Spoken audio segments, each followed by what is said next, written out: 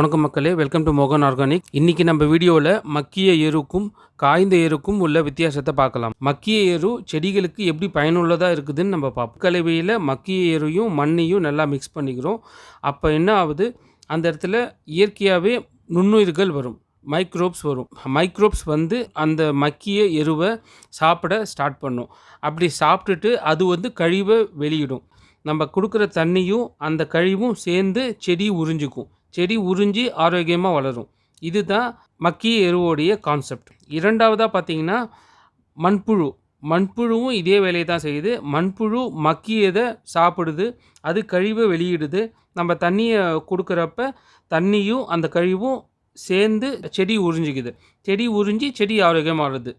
இதுதான் இந்த மக்கிய எருவோடைய கான்செப்ட். இந்த மக்கிய எருவில் அனைத்து விதமான சத்துக்கள் இருக்குது. செடிக்கு முக்கியமான தேவைப்படுற சத்துக்கள் பார்த்திங்கன்னா நைட்ரஜன், பாஸ்பரஸ், பொட்டாசியம். இது 3 சத்துக்களும் நிறையாவே இருக்குது.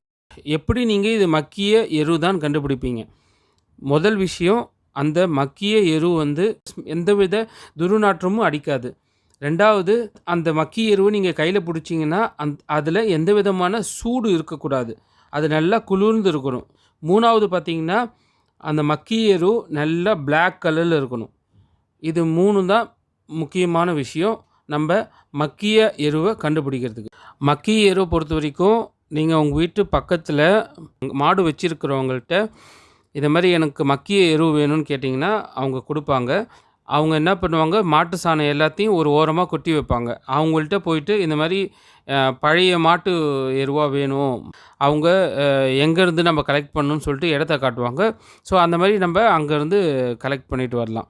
ஆனால் நீங்கள் பார்க்கணும், அது மக்கிய எரு தானா, அவங்கள்ட்ட கேட்டு இந்த மாதிரி இது 4லேருந்து 5 மாதம் மக்கின எரு தானான்னு கேட்டு வாங்கிட்டு வரணும். இதை எப்படி பயன்படுத்துறதுன்னு பார்த்தீங்கன்னா, பெஸ்ட்டு திங் நீங்கள் மக்கிய எரு வாங்கிட்டு வந்த உடனே நல்ல வெயிலில் காய வைக்கணும்.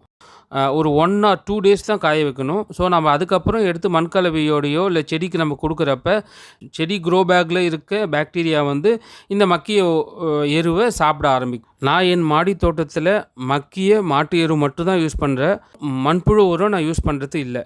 நான் சொன்ன இன்ஸ்ட்ரக்ஷன்லாம் நீங்கள் ஃபாலோ பண்ணிங்கன்னா செடியோட க்ரோத்து சூப்பராக இருக்கும்.